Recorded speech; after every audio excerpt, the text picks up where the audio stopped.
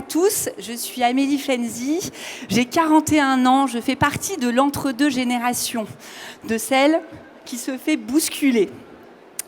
J'ai créé une entreprise il y a 8 ans parce que déjà, je pressentais qu'il y avait des choses qui nous emmenaient un peu dans le mur, si je peux me permettre.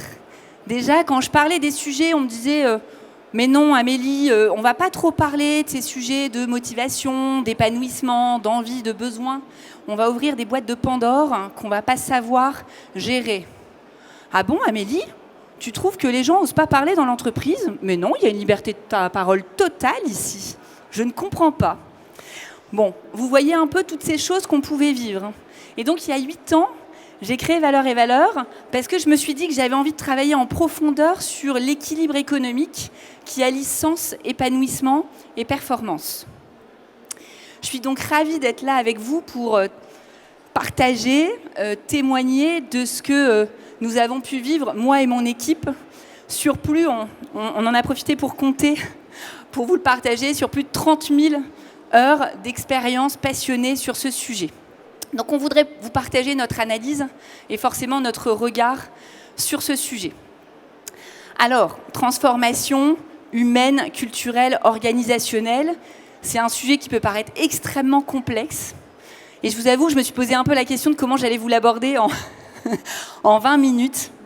Et puis, j'ai un charmant client qui, il y a quelques semaines, m'a donné une phrase qui, je trouve, est hyper intéressante.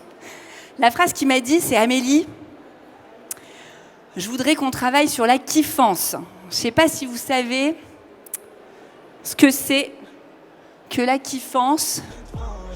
C'est la kiffance, c'est la kiffance que je dépense, rejoins devant la défense. C'est la kiffance, c'est la kiffance.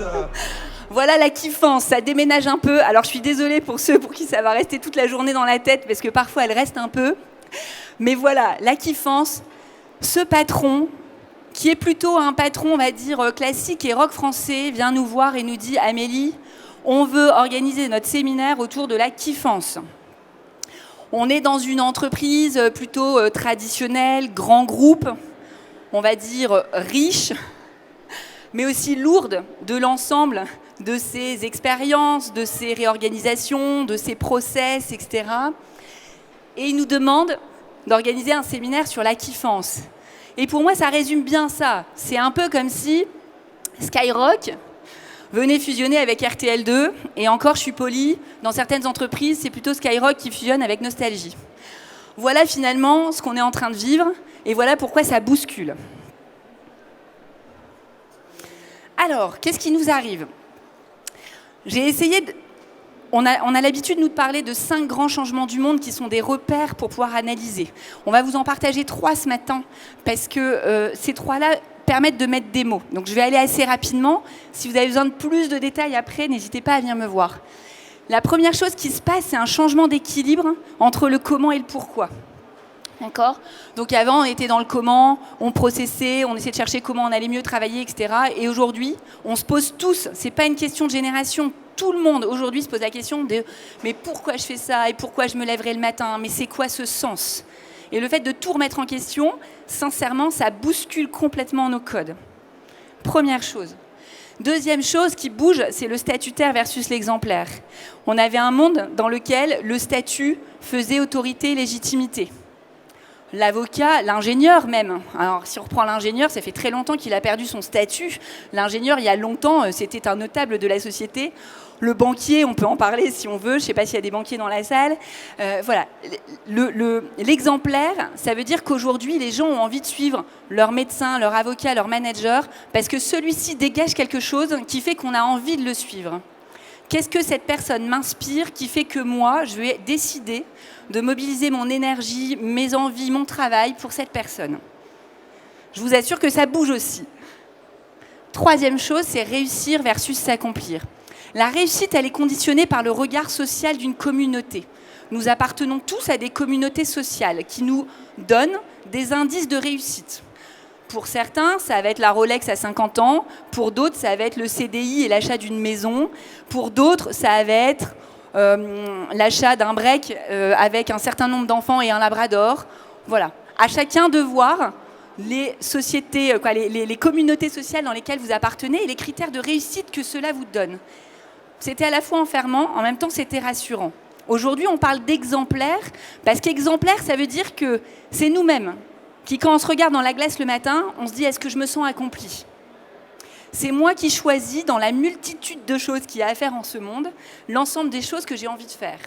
C'est passionnant, et parfois ça met un peu le tournis, parce que sincèrement, des choses, il y en a beaucoup. Les réseaux sociaux en plus nous alimentent de choses qu'on a envie de faire. Voilà 3 changements majeurs qui nous arrivent, qui font qu'on vit des choses que vous allez tous voir. Des choses comme des changements d'équilibre. Donc c'est beaucoup ça dont j'ai envie de vous parler. Je vais faire des petits pas comme ça, parce qu'à chaque fois, c'est des changements d'équilibre. C'est jamais, avant c'était mieux ou moins bien, maintenant c'est mieux. C'est, en fait, on passe d'une jambe à l'autre et en fait, on vacille un peu sur les équilibres. On va dire qu'avant, on prenait les vacances qu'on nous donnait. Et quand on avait 5 semaines, on était déjà content. Et puis on est passé à la culture du RTT. Moi, je me souviens déjà qu'au début de ma carrière, on disait « oh, dis donc, les jeunes, ils arrivent, ils prennent leur RTT comme ça, ils demandent à peine. » Et aujourd'hui, on fait quoi? Aujourd'hui, on a envie de travailler quand on veut. On est même en train de parler de la semaine de 4 heures. Il y a une super étude qui est parue là-dessus, de 4 jours, pardon. Lapsus, peut-être. À mes équipes, si vous écoutez. L'objectif. La semaine de 4 jours. Il y a une super étude qui est parue hier là-dessus, les résultats d'une étude. Il y a d'autres sujets sur...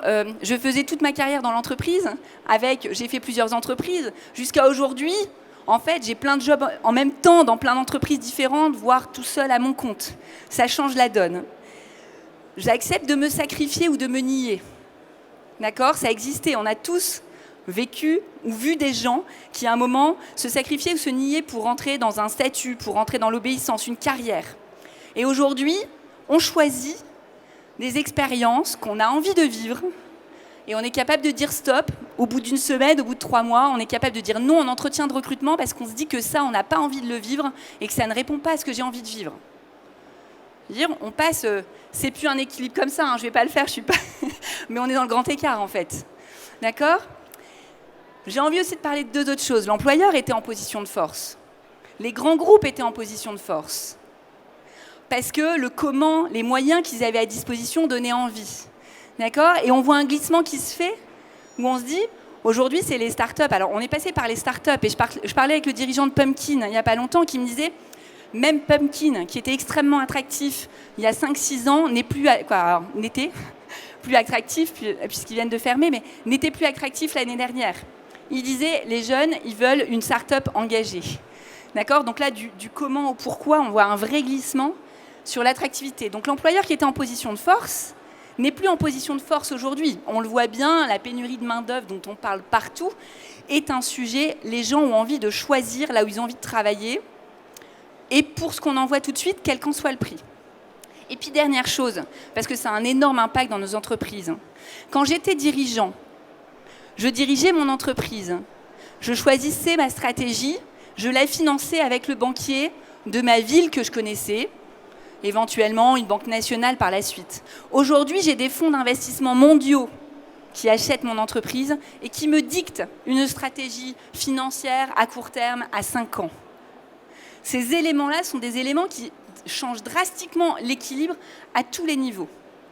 Et c'est ça qui est compliqué, c'est que finalement, le bouleversement économique qu'on vit, il intervient à tous les niveaux. Et quand je dis bouleversement économique, l'économie, c'est loin d'être que la finance. Donc c'est la création de valeur qu'on fait, elle change. La manière dont on gère les ressources financières et les ressources humaines change. Ce qu'on est prêt à donner ou à recevoir pour l'entreprise change. Et nous, on fait quoi là-dedans ? On fait quoi là-dedans ? Parce que ce que je vous décris là, ça s'appelle une transformation culturelle. Ça veut dire que les codes de vie que nous avons choisi de vivre ensemble viennent de bouger de manière tacite. D'accord ? Ça, c'est pas facile. Ça s'appelle une transformation culturelle. Donc, on a une transformation culturelle sociétale et ça vient bousculer les transformations culturelles de chacune de nos entreprises, puisque chaque entreprise a une propre culture qui est impactée par ce changement culturel. Ce changement culturel étant tellement important et rapide qu'il impacte une transformation humaine. D'accord ? Et donc, nous sommes, en tant qu'individus, aujourd'hui bousculés par ces changements d'équilibre permanents, par ces grands écarts que nous faisons, puisque chacun d'entre nous, par notre histoire familiale, par notre histoire personnelle, par notre histoire professionnelle, nous avons trouvé des équilibres d'un côté ou de l'autre, et qu'aujourd'hui, on nous demande de changer nos équilibres. C'est ce qu'on appelle chez nous la transformation humaine, la transformation individuelle, ce qui nous amène... Pardon, je vais trop vite. Bon, c'est pas grave, je reste là. Ce qui nous amène à la suite. Ce qui nous amène à la suite de... on peut se dire... Je n'ai pas la bonne fille.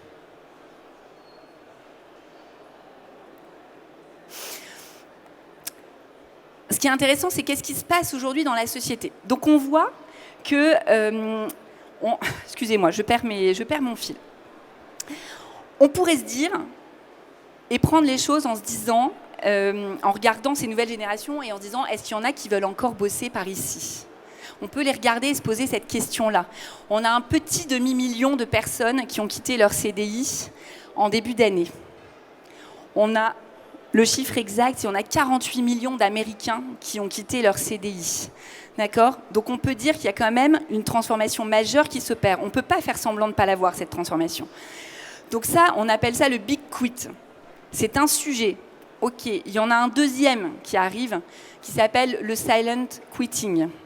Le silent quitting, c'est aussi, en fait, moi, je ne me sens pas capable de quitter mon entreprise et le confort de mon CDI.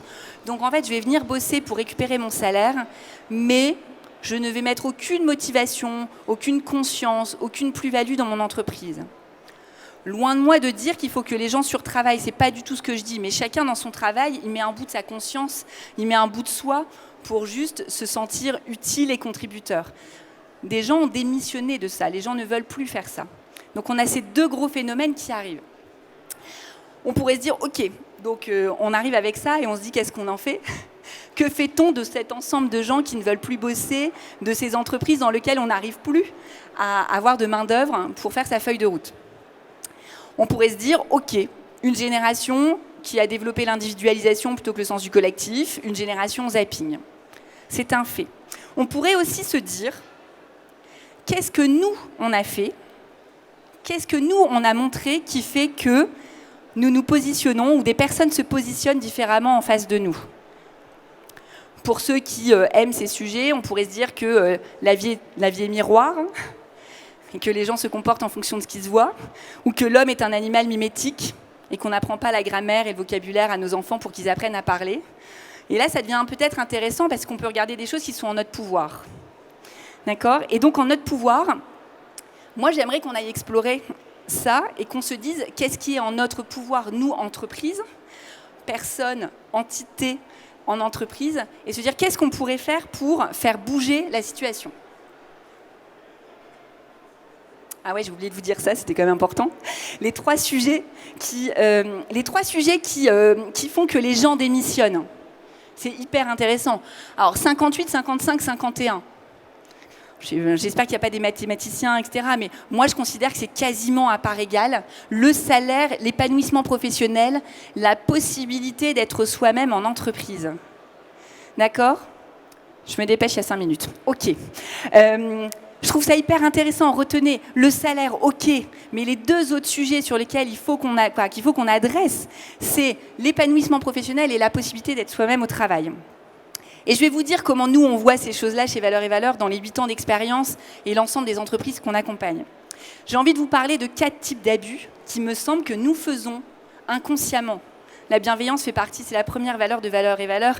On fait tout ce qu'on peut. Je pense qu'il n'y a aucune de ces choses qui n'a été mise consciemment ou volontairement. Néanmoins, nous pouvons constater 4 types d'abus dans l'entreprise. L'abus de pouvoir. L'abus de pouvoir, il y en a partout. L'abus de pouvoir, quand on est dirigeant, manager, RH, même collaborateur, c'est quand on empiète sur l'espace d'un autre. C'est quand j'arrive pas à déléguer parce que c'est trop difficile pour moi.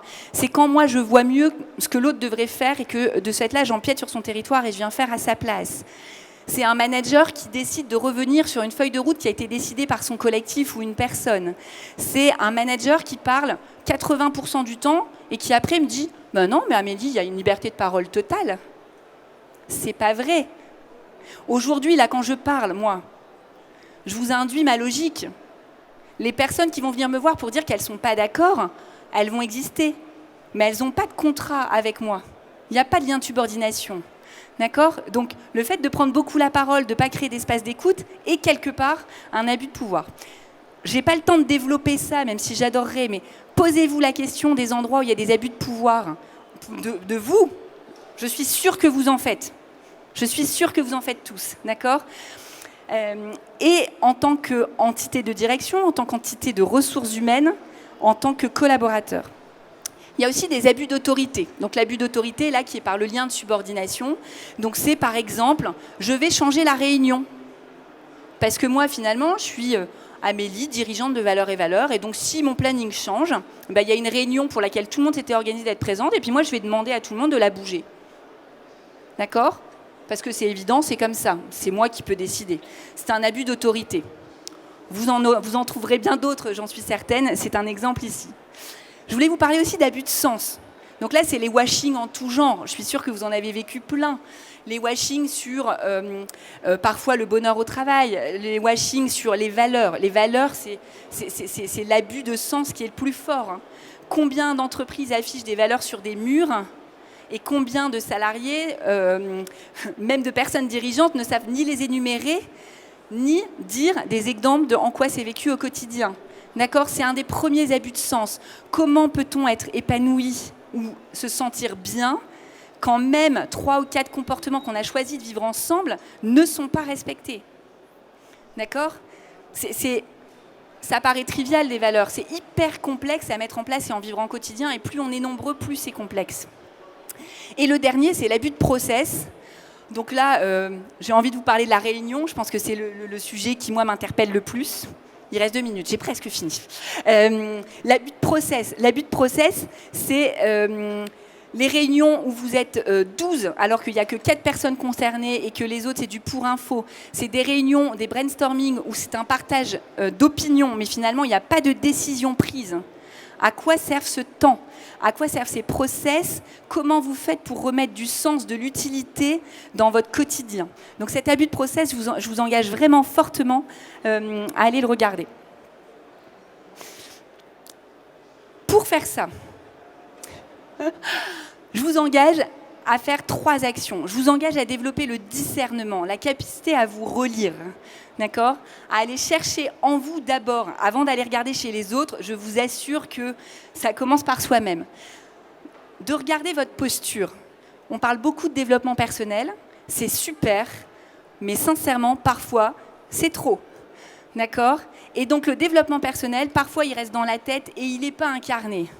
Donc faites attention au trop de développement personnel dans vos entreprises, choisissez vos combats, prenez 1 ou 2 sujets qui est intéressant et mettez-le jusqu'au bout. Quand on parle du feedback, outil primordial, simple, facile, allez jusqu'au bout, regardez qu'il soit bien utilisé au bon endroit par tout le monde, etc., avant de continuer avec peut-être d'autres formations. Le discernement sur l'autonomie et la responsabilité.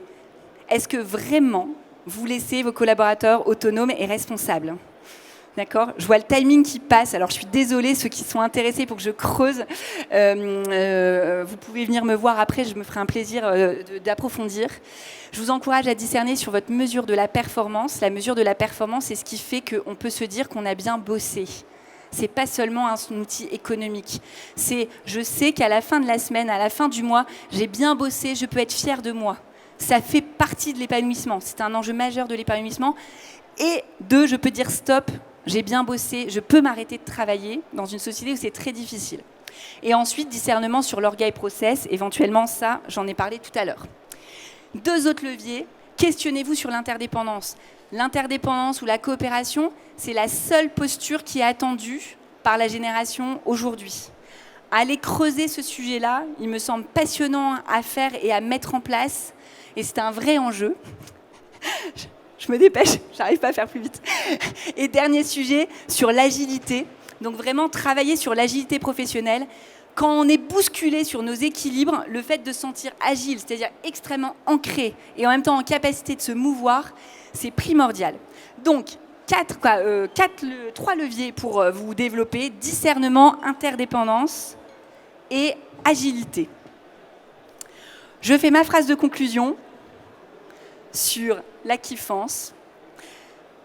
On a des changements d'équilibre, on a plein de subtilités qui viennent nous bousculer, mais au fond, rien ne change. D'accord ? Et donc, j'ai envie de vous dire, faites-vous confiance. Et faites confiance aux gens qui vous entourent. C'est le premier levier sur lequel va se passer. Et retrouvez votre bon sens économique. Le bon sens paysan est souvent un des moteurs qui nous tient debout et qui nous fait avancer. La mouvance et la kiffance, c'est de dire mettez-vous en mouvement, s'il vous plaît, ne restez pas statique. Il est urgent que nous bougions petit pas par petit pas. Et la kiffance, parce que quand même, on a le droit de prendre du plaisir, même si parfois ce moment est bousculant. Je vous remercie de m'avoir écouté. Bien.